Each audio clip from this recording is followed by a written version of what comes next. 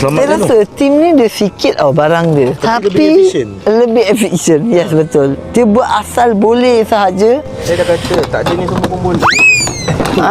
Apa tadi?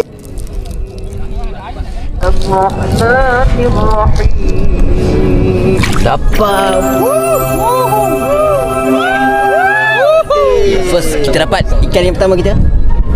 Ya, kena ada tin ni, duri ni. Ada ni pelayan. Pelayan.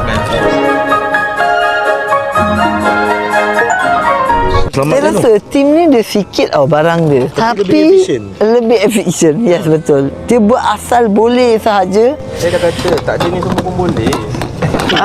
Apa tadi? Tak ada semua ni pun boleh. Saya kata dah. Wow. Okey, tak apa, kita tengok. Kau tunggulah hari keempat kelima.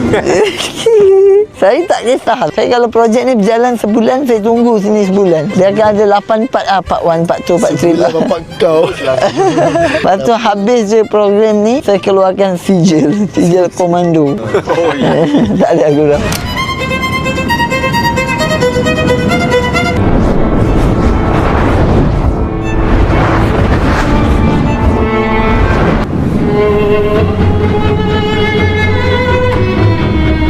Wih, dalam masa hanya 1 jam 20 minit, Man, ni tim jiwa awak Jiwa, gaga. Tujuh ni perambut ni. Okay, saya ada satu persoalan sebelum saya nak tengok apa semua kau nak buat. Walaupun ada makanan, saya tak rampas pun makanan, kau still tangkap ikan. Kita nak kena cari stok hari ni kau punya untuk kita survive dalam beberapa hari. Sebab lagi pun mungkin Cik Isa boleh tarik balik makanan kan. Okey, faham. Saya tak ambil dah makanan.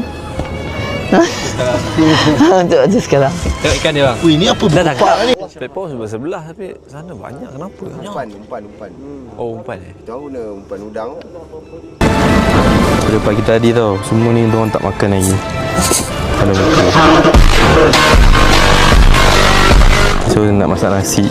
Salahnya kita orang punya makanan ni dah tak banyak. Tak tahulah boleh sampai kat 4-5 hari lagi ni Apa ikan masin dengan itulah buat sikit-sikit lah, jangan banyak-banyak.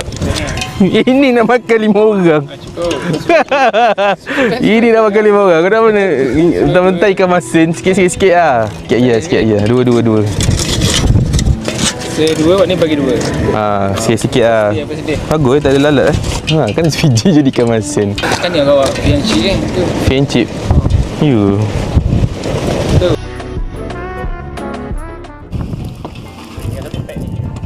Habis dah.